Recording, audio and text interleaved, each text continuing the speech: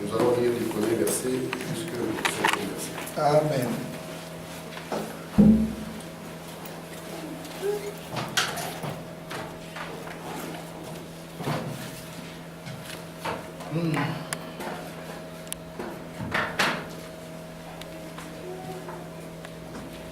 Luc chapitre 2, je commence à lire la parole de Dieu.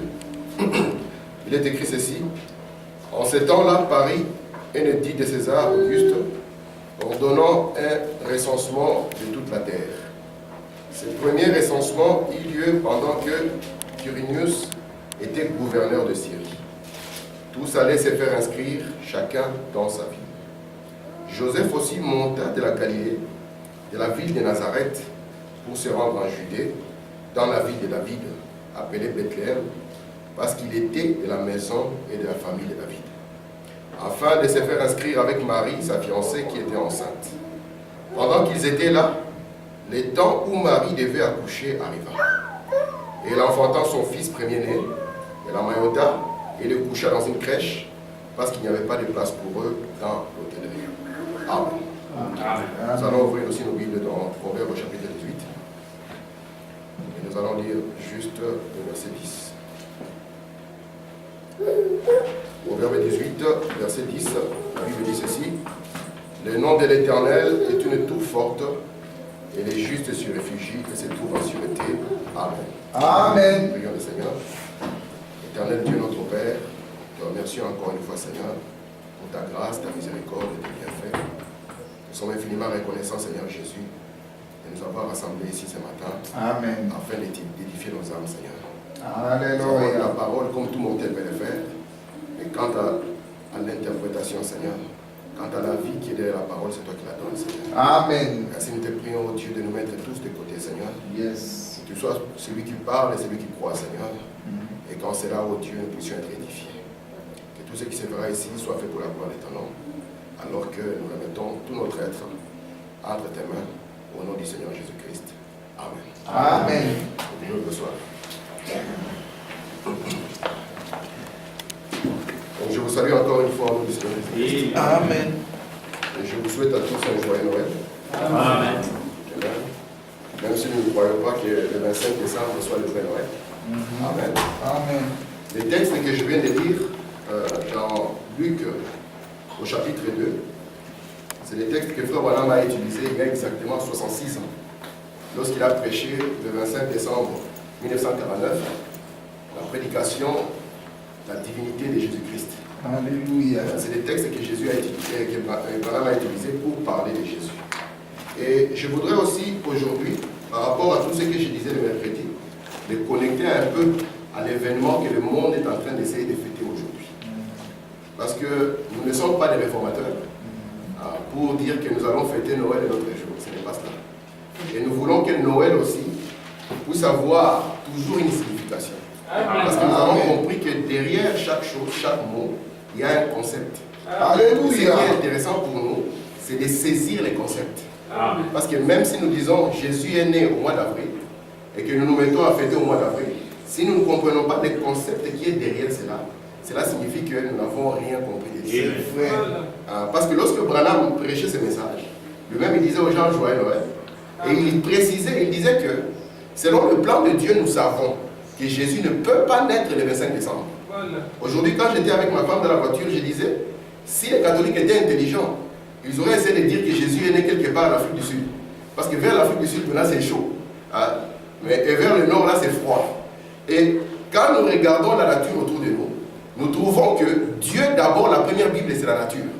Yes. Et Dieu ne peut pas contredire la nature. Et la parole écrite ne peut pas combattre la nature.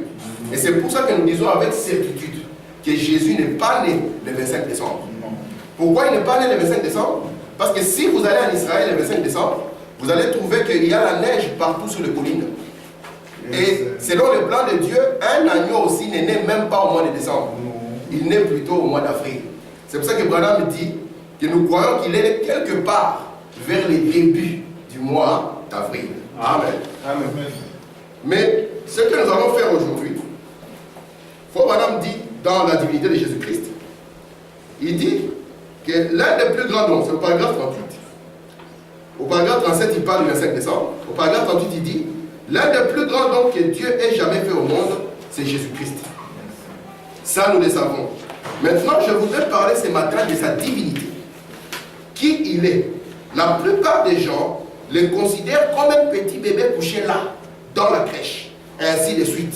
Mais ce n'est qu'une image, juste une scène du drame pour en arriver à ce qu'il est réellement, à sa divinité. Amen. Donc nous ne voulons pas célébrer quelque chose d'historique aujourd'hui. Parce que nous ne croyons pas que Dieu soit un historien. Nous croyons que la Bible est une parole vivante. Que tout ce qui est dans la parole est toujours applicable, même maintenant. C'est pour cela que nous ne voulons pas le considérer comme un petit bébé dans la crèche. Frère Branham dit que le monde commercial s'est emparé de Noël. Et en a fait une fête commerciale où d'ailleurs le Père Noël a pris la place de Jésus. Et Branham dit, je m'aimerais ramener Jésus-Christ dans Noël. C'est ce que nous allons essayer de faire. Ramener Jésus dans Noël. Amen. Écoutez ce qu'il dit dans les dons appropriés au paragraphe 22. Il dit, maintenant vous dites, eh bien, tous ces Saint-Nicolas et autres vont continuer comme avant, mais nous pourrons faire de même. Il dit, non messieurs, pour nous, il ne s'agit pas d'une célébration païenne. C'est un moment sacré. S'il n'y avait pas eu de Noël, il n'y aurait pas eu de résurrection. S'il n'y avait pas eu de Noël, il n'y aurait pas eu d'amour. S'il n'y avait pas eu de Noël, il n'y aurait pas eu de paix.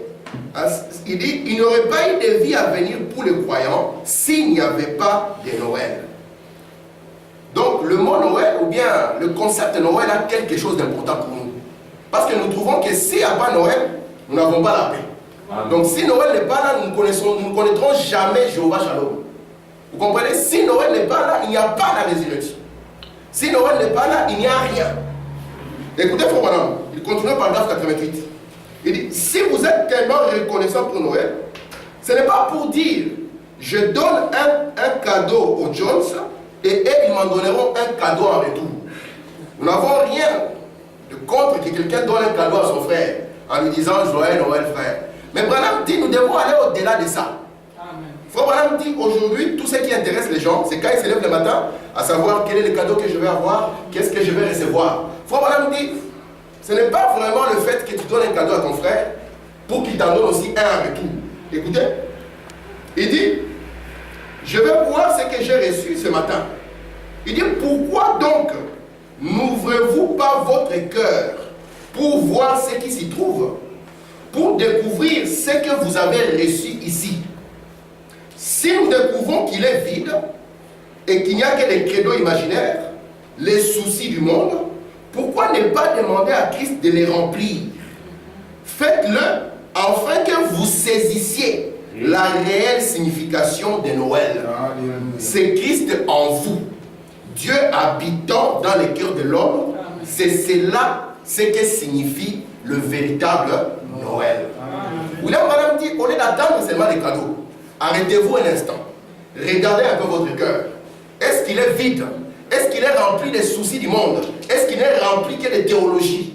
Il dit, parce que le vrai sens de Noël, c'est Christ revenant en vous.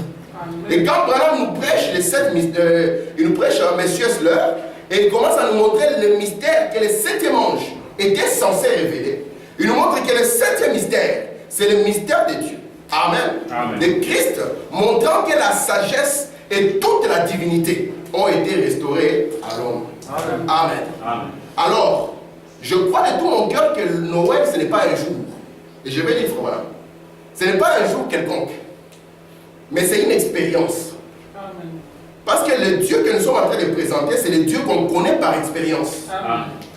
Écoutez, frère Branham, dans la dislocation du monde, au paragraphe 222-223, il dit, nous sommes maintenant dans un royaume. Nous croyons que le monde a connu 4 grands royaumes. Les temps des gentils. Si vous connaissez la statue de Daniel, vous allez voir que Daniel, dans une vision, il avait vu une statue.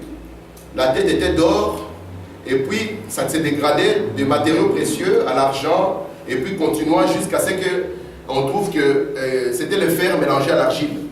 Et nous allons voir qu'il y a une pierre qui descend et qui frappe ces statues. Amen. Lorsque Daniel est venu à commencer à interpréter, il a montré que ce sont 4 grands royaumes. Et voilà, Branham nous dit que ce sont les 4 grands royaumes qui ont dominé les temps des gentils.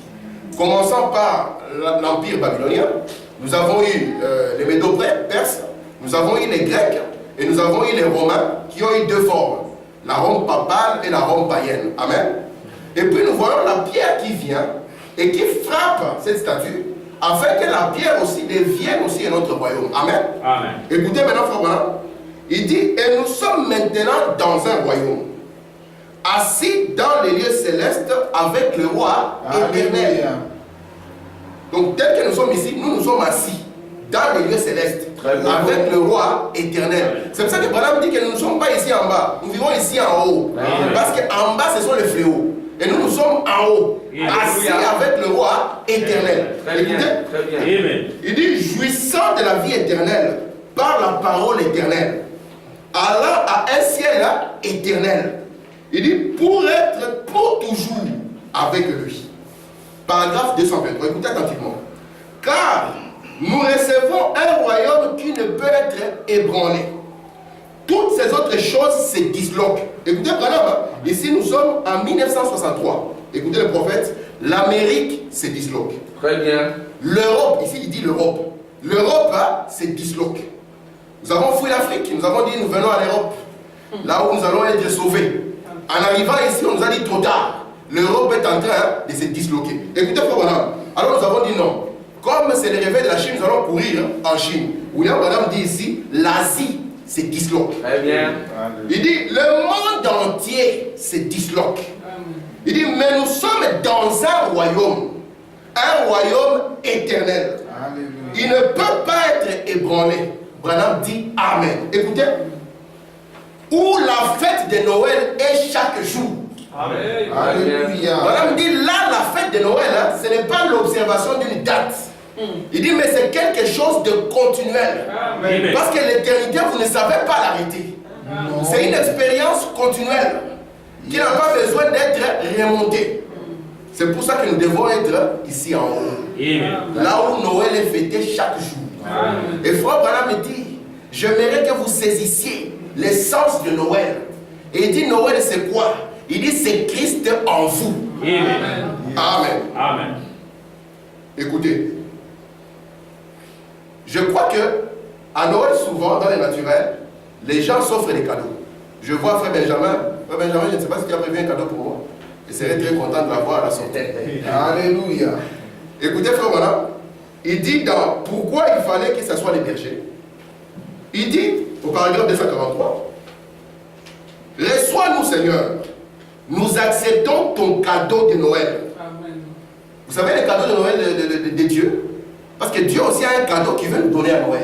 Amen. Noël qui n'est pas un jour. Noël qui est l'expérience de chaque jour, dans une dimension plus haute. Amen. Amen.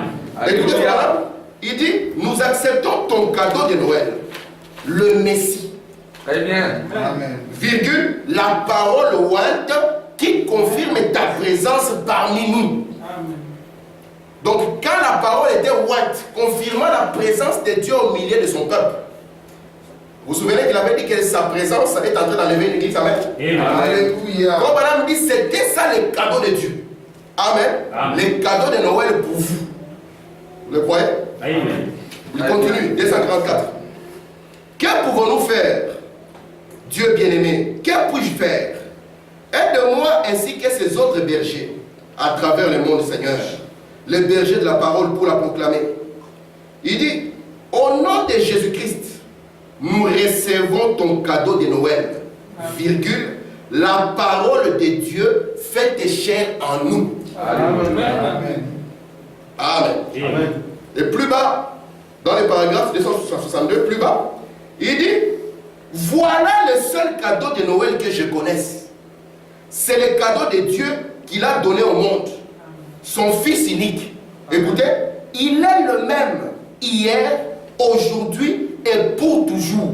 Virgule, la parole. Croyez en lui en ce jour, lui, la plénitude de la Bible. Amen. Amen. Question et réponse. Parce que je suis en train de vouloir retourner à mon sujet. Question et réponse qu'il a prêché le 23 décembre 59. Au paragraphe 29, Branham dit ceci. J'apprécie toutes vos prières. Avec l'aide de Dieu et par sa grâce, je souhaite un très joyeux Noël à chacun d'entre vous. Amen. Souvenez-vous de ce que je vous ai dit. Ceci n'est pas le Père Noël, c'est Jésus.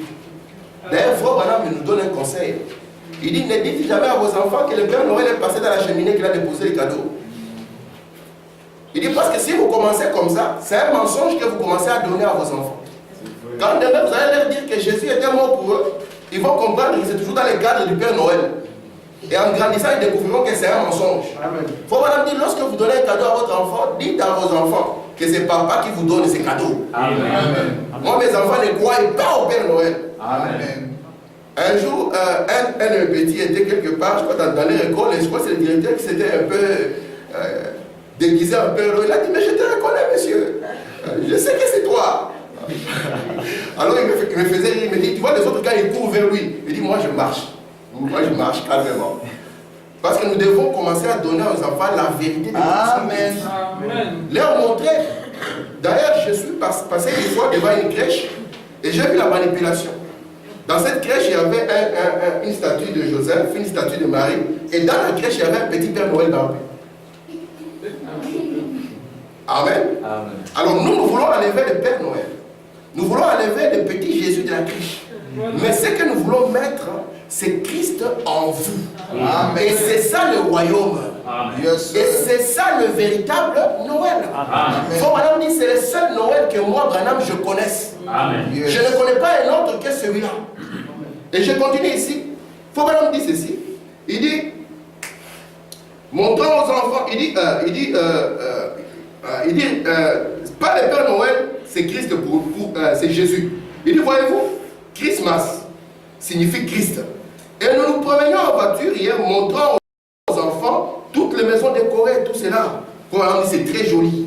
Il dit, mais je pensais, si jamais il y avait quelque chose que j'aimerais écrire sur ma maison, ce serait une enseigne en néon. Hein? Donc il fait ça aussi. Écoutez ce que Branham allait mettre sur sa maison. Que Christ soit votre Noël. Il dit, c'est vrai. Remettre Christ dans Noël. Amen. Amen. Amen. Dans la divinité de Jésus-Christ, Frère Branham nous dit ceci. Je suis au paragraphe 84, je commence à rentrer dans mon sujet. Je ne vais pas être très long. Il dit, frère, quand la divinité de Dieu, par le Saint-Esprit, entre dans le cœur humain, elle en expulse tout ce que Christ n'a pas créé. Vous Alléluia. voyez cela? Amen. Au paragraphe 85, il dit ceci. Il dit, Dieu, Christ, l'espérance de la gloire en vous, pas dans la crèche, en vous. C'était arrivé une fois, Dieu était là au commencement, puis il est entré dans Moïse, il est entré dans les enfants d'Israël, il est venu dans la crèche. Amen. Mais maintenant, il l'adore là comme quelque chose de préhistorique, alors que Christ est en vous. Amen. Je continue. Le voici aujourd'hui, le Fils de Dieu en action. Sa grande église est en action. Écoutez le paragraphe 86. Aujourd'hui, l'église a des soupers, des soupes, des tartes. Il regarde celui qui peut mieux se vêtir, qui entre dans l'église avec pompe. Il glorifie celui qui a la meilleure église, le meilleur siège, celui qui peut jouer, qui peut faire cela. Et pas de place. Tout le temps, ils ont quelque chose à faire à la place de la prière. Amen. Ils ne peuvent plus prier. Ils ont quelque chose à faire. Ils ne peuvent plus prier. Ils ne peuvent simplement pas aimer ni servir Dieu comme ils en avaient d'habitude. Frère Branham dit, pas de place pour lui dans l'hôtellerie. Amen. Amen. Amen. Et nous comprenons, mes frères, que lorsqu'on parlait que Jésus manquait de place dans l'hôtellerie il y a 2000 ans, cela n'était qu'une image de ce que nous allons vivre en ce jour ici. Très bien.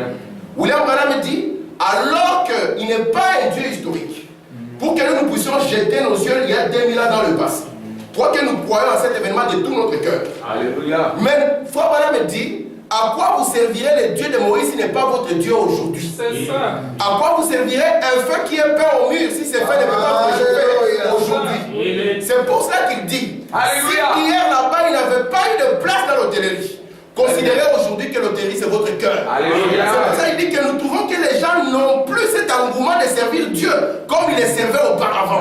Ils n'ont plus de temps pour la prière, ils n'ont plus de temps pour la lecture. Or nous avons dit que je crois que toute la famille au ciel, toute la famille sur la terre est identifiée par un seul nom, le nom de Jésus-Christ. Amen.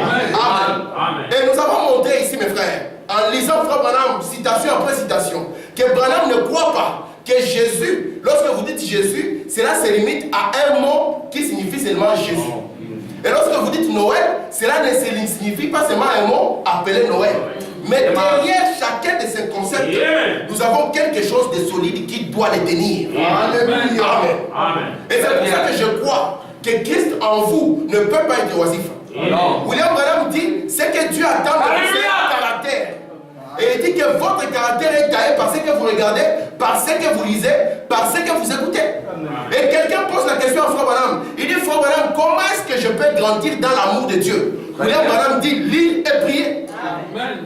Amen. Si nous ne le faisons pas, ça signifie que nous avons refusé Noël. Nous avons refusé de lui offrir une place quelque part. Mais comme Dieu est fidèle, il ne manquera pas une crèche. Alléluia. Amen. Amen. Pourquoi je suis en train de parler comme ça? Je suis en train de parler comme ça, c'est parce que je veux garder au-dessus de l'église le nom de Jésus-Christ. Amen. Amen. Amen. William Branham nous a dit que partout où le nom de Jésus-Christ n'est pas respecté, les hommes deviennent fous. Et c'est pour ça que je veux que dans notre Noël, nous puissions remettre le nom de Jésus-Christ. Nous avons une illustration avec vous, n'est-ce pas? J'ai une illustration ici. Que partout où le nom de Jésus-Christ n'est pas respecté, les hommes sont fous. Et nous avons montré que respecter le nom de Jésus, ce n'est pas dire je respecte le nom de Jésus. Ce n'est pas ça. Amen. Parce que souvenez-vous, lorsque David devait aller combattre Goliath, nous avons vu qu'il y avait un géant appelé Goliath. Et je crois que dans votre vie, vous devez faire face au Goliath. Amen. Le Goliath peut prendre n'importe quelle forme. C'est vrai. Ça peut être des soucis. Alléluia. Ça peut être une dépression. Ça peut être une maladie. Ça peut être une habitude que vous avez essayé de vous débarrasser. Et que cela n'a pas marché. C'est quelque chose qui est devant vous et qui vous fait face. Ça.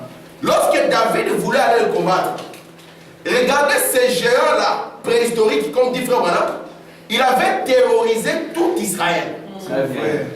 Amen. Il avait terrorisé même les grands. On lui a dit, fais petit, dans ce domaine ici c'est terrible. Alléluia. Tu ne peux pas t'en sortir. Lui c'est un combattant depuis sa jeunesse. William Branham dit, nous croyons que le diable c'est un adversaire respectable. Amen. Parce qu'il a 6000 ans d'expérience dans la bataille. Amen. Mais nous croyons que nous combattons déjà dans la victoire. Amen. Amen. Amen. Alors David, quand il devait s'avancer pour se battre, les vieux de l'église l'ont appelé. Ils ont dit, petit, ici c'est dangereux. Prends un peu les habits ecclésiastiques. Prends un peu mon expérience pour aller te battre contre Goliath. Le petit David a essayé de porter les habits. Il a essayé de porter l'épée et le casque qu'on lui a donné. Mais il a essayé le mouvement. Il a senti non. Je ne peux pas vaincre Goliath avec l'expérience de Saül. Ça, c'est la manière de se battre de Saül. Alléluia. Et puis il a commencé à voir dans sa propre vie ce que Dieu avait déjà fait. Amen. Il a regardé qu'un jour, un lion était venu. Et Dieu l'avait inspiré. Qu'un ours était venu. Dieu l'avait inspiré. Et il a dit, moi je vais y aller. Ah, petit, tu refuses même les habits. Tu refuses même la protection. Mais le monsieur là va te manger. Alléluia. La Bible dit que David était descendu quelque part. Il s'est retiré de cette tumulte. Il est parti au bord de la rivière. Et là, il a sélectionné des pierres. Amen. Amen. Alors quand on lui a dit, mais David, tu as quoi pour te battre? Il a dit, j'ai une pierre. On dit, mais petit, toi, tu es fou, hein? On te dit que ce monsieur, c'est un combattant, toi, tu viens avec une pierre. Mais David savait que lorsqu'il prenait ces 5 pierres, Amen. il n'avait pas que le nom. Parce que William Branham dit que les 5 pierres, ça signifie Jésus. Mais il savait que la pierre signifie aussi la révélation. Donc il avait la révélation du nom de Jésus-Christ. C'est pour ça qu'il dit à Goliath, toi Toi, tu viens avec tes lances, avec ta popularité, avec ta renommée, mais moi, je marche vers toi, bien contre toi, dans le nom de l'Éternel. Et il savait que l'Éternel était l'Éternel des armées, le puissant dans la bataille. Et lorsque vous prenez le nom, William Branham dit pas simplement le nom, mais que dans votre vie, vous êtes comme Jésus. William Branham dit l'ennemi va fléchir. Amen. Amen. Amen. L'ennemi va fléchir. C'est pour ça que Branham dit, vous voyez, il y a des places où je suis arrivé. Il dit, j'arrive parfois quelque part, un enfant est malade ou quelqu'un est malade. Il dit, j'arrive, je m'assois, je ne prie même pas. Je suis seulement là, je ne prie même pas. Et puis après, quand je me lève, la personne est guérie. Alléluia. Pourquoi? Parce que dans sa vie, il était Jésus. Dans sa vie, il y avait Noël qui tournait et tournait continuellement. Amen. Amen. Amen. Alors, William Branham dit, nous avons deux catégories de gens. C'est sur eux que je vais parler un peu. Deux catégories de gens. Et j'aimerais que nous puissions prendre les deux, les meilleures parties des deux. Et si nous prenons cela, Frère Branham dit, nous verrons le millénium. Amen. Amen. Amen. On va lire Frère Branham. Je suis dans le message Dieu amenant son Église à la perfection, qu'il a prêché le 4 décembre 1954. Frère Branham dit ceci. Il dit, je suis au paragraphe 17, je vais lire vers la fin et le paragraphe 18. Il dit, et nous sommes une partie de Dieu. Amen. Amen. C'est ça qui rend Satan fou. C'est ça qui les secoue. Lorsque l'Église de Jésus-Christ reconnaît seulement ce qu'elle est, mon frère. Écoutez maintenant le paragraphe 18. Il y a deux différentes classes de gens. L'une, ce sont les fondamentalistes. Du point de vue position, ils savent qui ils sont. L'autre, ce sont les pentecôtistes. Vous comprenez, frère Branham? Nous avons deux classes de gens. D'un côté, nous avons ceux que Branham a appelés les fondamentalistes. Et de notre côté, nous avons ce que Branham appelle les pentecôtistes. Les fondamentalistes, ils savent ce qu'ils sont du point de vue position. D'accord? Écoutez, frère Branham. Les fondamentalistes et les pentecôtistes. Les pentecôtistes ont la foi. Les fondamentalistes connaissent leur position. Ils croient cela. Mais les fondamentalistes n'ont donc pas la foi pour faire valoir ce qu'ils croient et qu'ils sont. Amen. Amen. Les pentecôtistes en ont, mais ils ne savent pas qui ils sont. C'est vrai. Donc d'un côté, nous avons des gens qui, doctrinalement parlant, ils savent ce qu'ils sont. D'accord? Mais ils n'ont aucune foi pour pouvoir l'appliquer à ce qu'ils sont. De l'autre côté, nous avons des gens avec une foi terrible, mais qui ne savent même pas ce qu'ils sont. C'est vrai. Écoutez bien, il continue. Il dit, les pentecôtistes en ont, mais ils ne savent pas qui ils sont. C'est cela. Écoutez, c'est juste comme un homme qui a beaucoup d'argent en banque, mais qui ne sait pas signer un chèque. L'autre homme sait signer un chèque, mais il n'a pas d'argent en banque. Si je peux le mettre ensemble, mon frère, le millénium va commencer. Alléluia. Donc c'est comme si toi, tu as étudié. Partir à l'école, c'est signer, faire les bords, tout ça. Mais tu n'as pas d'argent. De l'autre côté, il y a un monsieur millionnaire, il ne sait même pas signer. Alors, si lui, il a l'argent, que l'argent est en banque, il ne sait pas le réclamer, il aura beau avoir l'argent, il ne va pas en bénéficier. Et toi, avec toute ta connaissance que tu as, quand tu seras dans les besoins, tu sauras que oui, c'est comme ça, mais ça ne pourra jamais marcher. William Branham dit maintenant, ce qu'il faut, c'est que nous devons prendre ces deux personnes et les mettre ensemble. Amen. Donc, amener celui qui s'est signé et que celui maintenant qui est là lui dit écoute, oui, écris 2 millions et signe maintenant. Pour que nous puissions aller retirer l'argent. Amen. Je crois que Branham nous dit, comme je l'avais dit l'autre mercredi, que nous avons une banque. Vous croyez ça? Amen. Amen. Ouais, maman, il y a une banque ici. Maman, il y a une banque ici. Amen. Ma femme, il y a une banque ici. Amen. Frère Hénin, Amen. nous avons une banque. Amen. Ma fille, il y a une banque. Mais cette banque, ce n'est pas parce qu'il y a une banque que vous allez venir simplement comme ça. Et parfois vous manquez d'argent, non? Et vous passez devant, vous voyez Fortis Bank, ING, Dexia. Est-ce que vous allez dire, donnez-moi l'argent? Pour pouvoir mais ça veut dire qu'il y a l'argent, non? Vous voyez les distributeurs, n'est-ce pas? Dans les distributeurs, là, il y a l'argent. Mais pourquoi est-ce que vous n'avez pas accès à ça? Lisons fort, madame. Évangélisation au temps de la fin. Du 3 juin 1962. Bon, madame dit ceci. Heureux de voir frère Evans. C'est l'homme dont je vous racontais. Qu'il a été mordu par un serpent. William Branham dit que quand les serpents avaient mordu le frère Evans, les larmes avaient coulé. Ça faisait tellement mal. Quand on voyait un papa qui pleure de douleur, ça fait mal. Les frères avaient pleuré. Un frère, tu te rends compte, quelqu'un de ton âge, tu pleures, non pas par une douleur physique, tu pleures. Les frères avaient pleuré. Et Branham dit ceci. Nous étions à la pêche. Et les serpents à sonnette qui rampaient l'âme mordue à la jambe. Et nous lui avons imposé les mains. Nous avons prié pour lui. Et la jambe ne s'est même pas enflée. On n'a plus eu à s'en occuper par la suite. La Bible dit, ils chasseront les démons, ils marcheront sur la tête des scorpions et des serpents, et rien ne leur fera du mal. Écoutez, frère madame, en mon nom, ceux qui croient, ceux qui croient en moi, ce que sont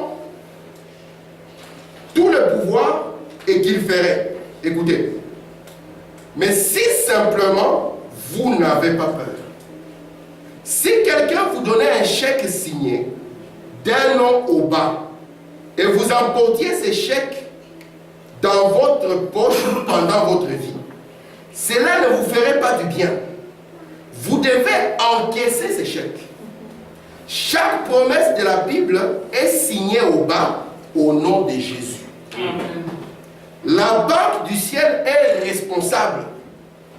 Et le dépôt a été fait. Ce n'est pas un chèque sans provision. Papa. Ce n'est pas un chèque sans... Le dépôt a été fait. Écoutez. Au calvaire, quand nos péchés ont été pardonnés. Et nous devenons des fils et des filles de Dieu. N'ayez donc pas peur d'encaisser n'importe quel don que Dieu a promis. Rappelez-vous simplement, il a promis et c'est à vous. Amen. William Branham nous dit que même quand on en arrive au point où on peut remplir les chèques, il dit si vous gardez les chèques dans votre poche, cela ne vous fera aucun bien. C'est l'exemple que nous avons eu avec cette maman qui recevait chèque après chèque et qui les a gardés dans sa Bible. Alors qu'elle était en train de souffrir avec l'argent en main. Mais William Branham nous dit, mes frères, que sachez que ce chèque n'est signé qu'au nom de Jésus. Alléluia. Et pas dans un autre nom. Cette banque-là ne reconnaît que ce nom. Je continue. Dans le message de Messie, qu'il a prêché le 17 janvier 61, Branham dit au paragraphe 77, il dit ceci. Et Dieu, lorsqu'un croyant signe son nom en tant que croyant, qu'il passe dans la chambre de compensation pentecôtiste de Dieu avec le baptême du Saint-Esprit, Dieu paye. Il dit, alléluia, chaque promesse et tout le reste, sa banque est bonne. Ses promesses sont réelles. Tout ce qui est signé au nom de Jésus, vous ne pouvez pas signer d'une autre façon. Ça ne marchera pas. Il ne connaît pas les titres. Il connaît seulement le nom. Il dit, Amen. Le croyez-vous?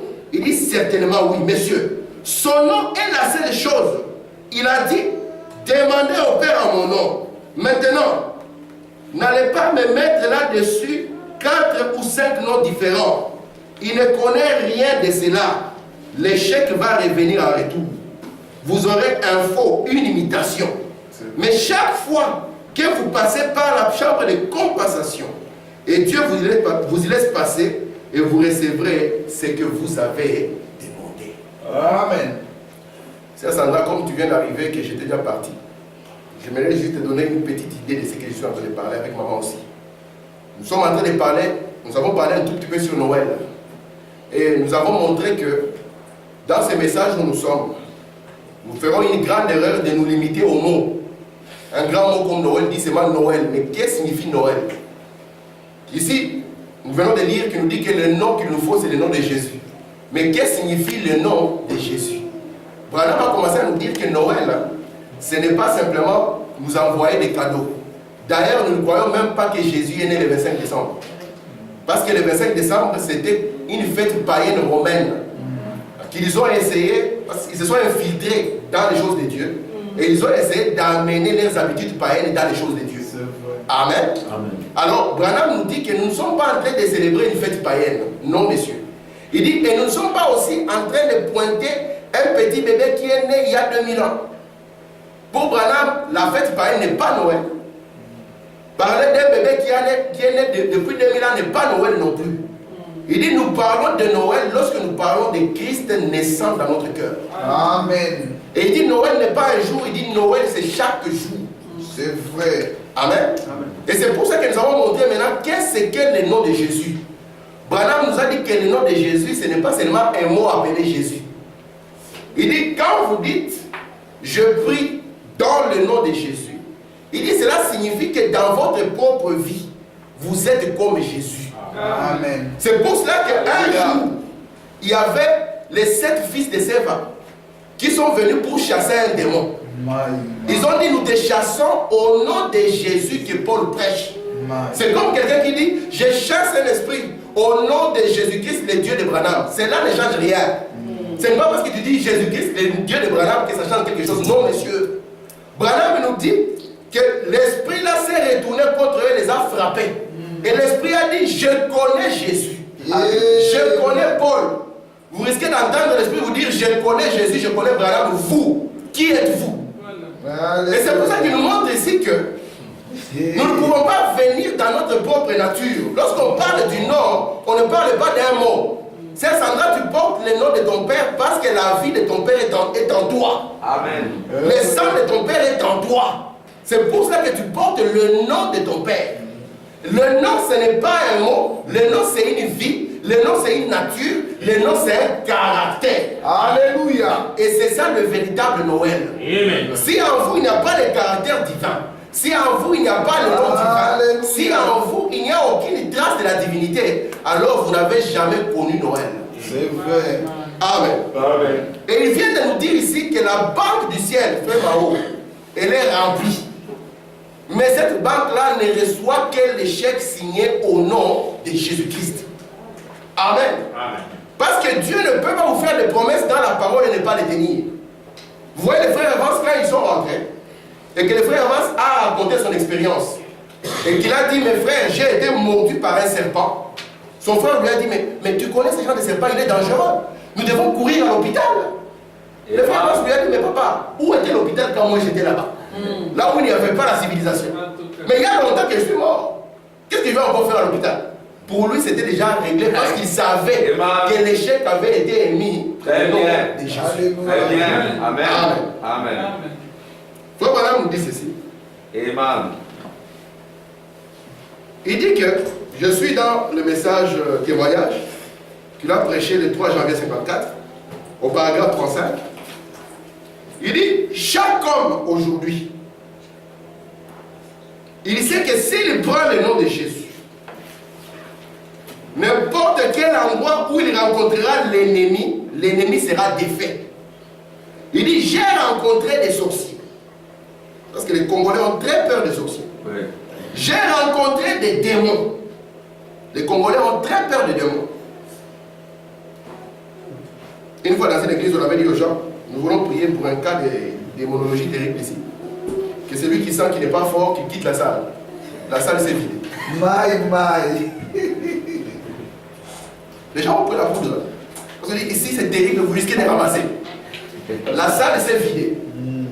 Et puis, la conséquence, c'est que vous aurez d'un côté la prêtrise qui est sainte et une église qui est complètement embrouillée. Nous ne croyons pas ça. Pas du tout. Nous n'avons pas une prêtrise sainte ici. qui dit que pour prier pour un malade, il faut appeler Frère Tim. Amen. Amen. Écoutez. Donc, madame dit, lorsque vous prenez le nom de Jésus, ça signifie lorsque vous devenez comme Jésus dans votre vie, sur n'importe quel terrain, il dit l'ennemi sera défait. Amen. Il dit j'ai rencontré des sorciers. Mais ça signifie même si vous rencontrez un sorcier. J'ai rencontré des démons. Même si vous rencontrez un démon. Il dit et toutes sortes de choses.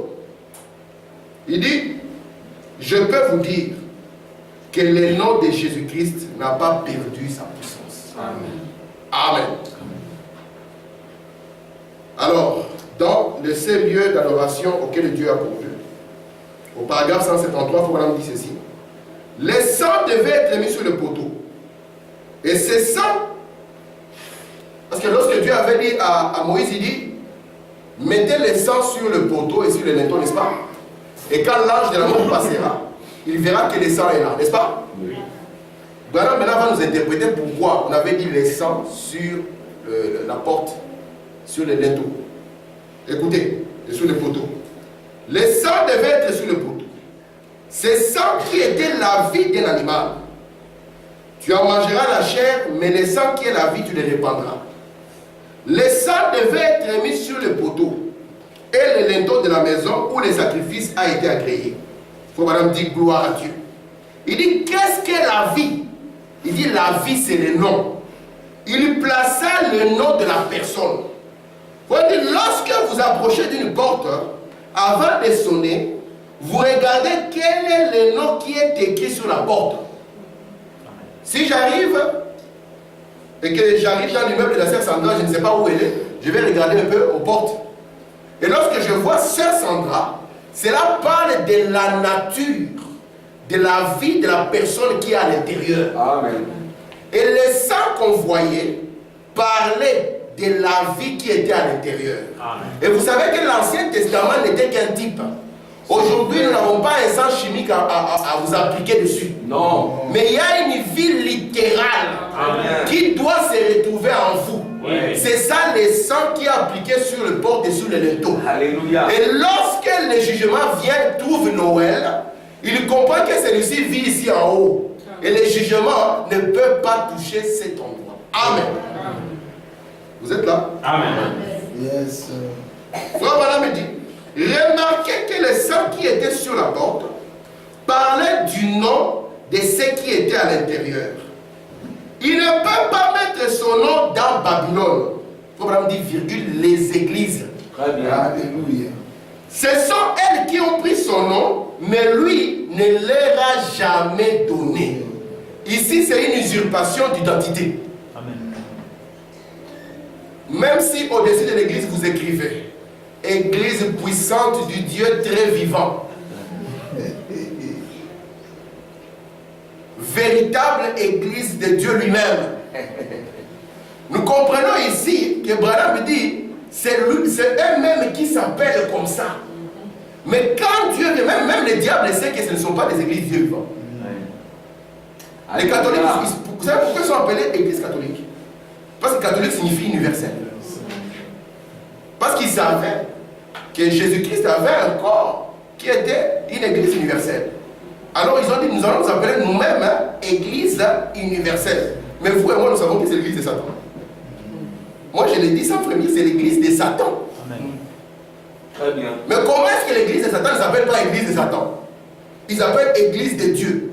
Pourquoi est-ce que nous l'appelons église de Satan? C'est parce que lorsque nous regardons le caractère de Dieu, lorsque Jean a regardé le caractère de cette femme, et qu'Apocalypse 17 était ouvert devant lui, il a vu que c'était une femme qui était assise sur une bête écarlate et avait dans sa main une coupe remplie de quoi? Des abominations. C'est pour ça qu'il était dans l'étonnement. Oh! Mais c'était censé être l'église du Dieu vivant. Et c'était écrit sur lui Babylone, mystère. Très bien. Et je crois que vous, en tant qu'individu, vous êtes une église. Si vous ne faites pas attention, mes frères, vous allez vous retrouver être Babylone, mystère. C'est vrai. Quand le caractère de Dieu n'est pas en vous. Branham lui-même, dans sa propre vie, il arrive à un moment où il dit, nous ne pouvons plus être deux ici. C'est quasi impossible. Il faut que moi je diminue. Il faut que je vous quitte pour de bon. Très bien. Amen. Amen. Et nous croyons, mes frères, que dans la divinité, écoute au Israël, il n'y a qu'une seule personne. Ouais. Très bien. Vous ne pouvez pas être là et que Dieu soit là. Non, monsieur. Soit c'est vous et soit c'est lui. Soit vous, vous acceptez de vous abaisser et que lui puisse croître, soit vous, vous croissez et lui s'abaisse.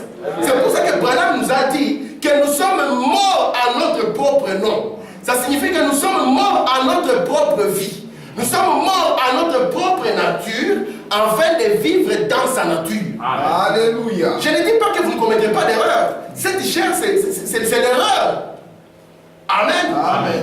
Mais lorsque vous commettez l'erreur, vous ne resterez pas dans l'erreur. Frère Branham dit, Dieu n'est pas contre un pécheur parce qu'il est pécheur.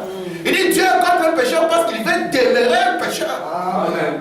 Amen. C'est pour ça que Branham nous dit que tout ce que nous devons faire, en action, en parole, en acte, faisons-le au nom de Jésus-Christ. Frère Branham dit, est-ce que vous pouvez boire une bière au nom de Jésus? Non. Est-ce que vous pouvez critiquer votre frère au nom de Jésus? Vous pouvez haïr quelqu'un au nom de Jésus? Alors posons-nous la question. Ne sommes pas nous devenus Babylone mystère? Oui. Amen. Amen. Écoutez, les lieux d'adoration que Dieu a choisis, paragraphe 157, nous sommes arrivés à la fin.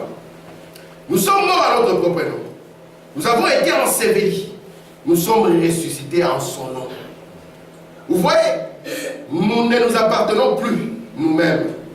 D'ailleurs, le glorieux nom de Jésus-Christ, la Bible dit de lui, dans Ephésiens 1:21, que les deux familles, tant celle d'ici-bas que celle d'en haut, se nomment de son nom. Amen. Voilà où Dieu a mis son nom. C'est le nom de la famille au ciel. C'est le nom de la famille sur la terre.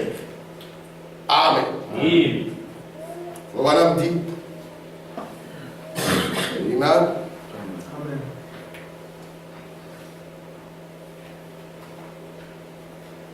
William Branham dit ceci dans le Fils de Dieu manifesté. Il dit, c'est ma dernière citation, vous voyez, comme nous sommes loin du but, frères, vous n'arriverez même pas à vous entendre sur les Écritures. Et tout homme qui ne peut pas voir le baptême d'eau dans la Bible, parce que William Branham dit la divinité commence dans les baptêmes d'eau. Très bien. Dans le nom du Seigneur Jésus-Christ. Amen. Il dit ceci, tout homme qui ne peut voir le baptême d'eau dans la Bible au nom de Jésus-Christ, il est soit aveugle ou bien dérangé mentalement. Amen. C'est exact. C'est là-dessus qu'est la grande dispute. Et nous voulons garder le nom de Jésus-Christ au-dessus de l'Église. Si nous voulons baptiser quelqu'un, nous voulons le baptiser dans le nom du Seigneur Jésus-Christ. Et d'ailleurs, si vous n'avez jamais été baptisé dans ce nom, frères et sœurs, c'est ça la chose à faire. Amen. Amen. Si nous voulons prier dans le nom du Seigneur Jésus-Christ. Si nous voulons poser une action, nous voulons la poser dans le nom du Seigneur Jésus-Christ. Pourquoi, mes frères? Pourquoi c'est là? C'est parce que Jésus-Christ aujourd'hui n'a pas d'autre corps que votre corps. Il n'a pas d'autre main que votre main. Et si Dieu vous a placé ici, c'est pour que vous puissiez être des justes représentants de Jésus-Christ. Que ceux-là qui ne connaissent pas Noël puissent voir Noël en vous. Ils vont voir Noël en vous comment voir les caractères. Il faut vraiment dire, pas simplement les caractères humains. Parce qu'il y a des gens qui, humainement parlant, ont de bons caractères. Vous voulez vraiment dire, ce que Dieu regarde, c'est les caractères du Saint-Esprit en vous. Amen. Amen. C'est pour ça que nous croyons à cette fête de Sion. Amen. Les caractères divins dans l'homme. C'est ça le but pour lequel nous sommes rassemblés ici. C'est le seul but qui nous maintient ici ensemble. Les caractères divins soient taillés dans l'homme. Et ces caractères divins taillés dans l'homme, mes frères, ça dépendra de ce que vous regardez. Alléluia. Alors, il faut vraiment dire, un chrétien, il lit la Bible chaque jour. C'est vrai. C'est vrai. Il prie chaque jour. Oui. Yes. Parce que Jésus-Christ est sur la terre, était un modèle pour nous. Amen. Oui. Nous pouvions dire, oh Jésus, vous voyez, il est né virginalement. Oui. Dieu a dit, il n'y a pas de problème. Je vais prendre notre modèle parmi vous. Et non pas, toujours dans ce siècle ici moderne, avec toute la modernité que nous connaissons. William Branham dit d'ailleurs, Dieu n'avait jamais prévu un âge comme ça pour que l'homme y vive. Alors il prend un de nous, né dans le péché, conçu dans l'iniquité. venant au monde pour faire des mensonges. Amen. Il change cet homme. Très bien. Il prend la vie qui était dans celui-là Très bien. et la projette dans celui-ci. Et le présente devant vous comme un véritable modèle. Très bien. Et il vous dit cela est possible pour vous. Amen. Parce que ça montre que si lui a été agréé, vous êtes agréé vous aussi. William Branham dit, lorsque vous commencez à prendre conscience de ça, cela rend le diable fou. Très bien. Amen. Il commence à comprendre que vous voulez devenir des fondamentalistes et pentecôtistes. Amen. Amen. Que vous n'allez pas simplement vous asseoir en disant, je crois le millénium, je crois l'enlèvement, je crois ceci, et cela suffit pour moi. Vous allez commencer à voir chaque principe appliqué dans votre vie. Parce que le millénium doit être appliqué dans votre propre vie. L'enlèvement doit être appliqué dans votre propre vie. Les baptêmes de Saint-Esprit doivent être appliqués dans votre propre vie. Ici, il s'agit maintenant de la science appliquée. Et c'est là où beaucoup déjà échouent. Amen. Je ne veux pas que nous soyons seulement des fondamentalistes. Non. Parce que vous allez rencontrer Goliath dans votre vie. Oui. Quand vous allez rencontrer Goliath dans votre vie avec un incroyable, il va vous dire, mais vous croyez, allez-y, non? Un jour, il y avait un garçon qui était parti pour parler de Jésus. Il ne connaissait pas Jésus. Alors, arrivé là-bas, il y a le musulman qui est venu aussi avec son livre. Le garçon avait une Bible noire. Le musulman a sorti aussi un Coran noir. Il a dit, moi, Allah ne m'a jamais promis que je prierai pour les malades, ils seront guéris. Mais toi, Jésus, avait promis que tu prieras pour les malades. Vas-y, prie. William Branham dit, il a fermé ses histoires, il a fouillé. Il dit, toute la nuit, il n'a pas dormi. Il a couru chez le prophète. Il a dit, frère Branham, cela a été un grand défi qui m'a tué. Et Branham lui a dit, petit, Dieu t'a appelé simplement pour aller évangéliser. Continue cela. Mais il a tenu. Branham dit, je l'ai entraîné. C'est Tommy Osborne. Alléluia. Et cet homme n'a pas eu peur de dire que ces jours-là, j'ai vu Jésus-Christ lui-même dans un petit homme. Et le Branham me dit, pas simplement l'homme qui prend son sandwich à midi et qui part, il dit, mais la divinité cachée, même dans une ménagère. C'est ce que je veux aujourd'hui. C'est ça le véritable Noël. Christ en vous, la gloire elle-même, Très bien. la plus grande gloire. Amen. Que Dieu vous bénisse. Amen. Amen.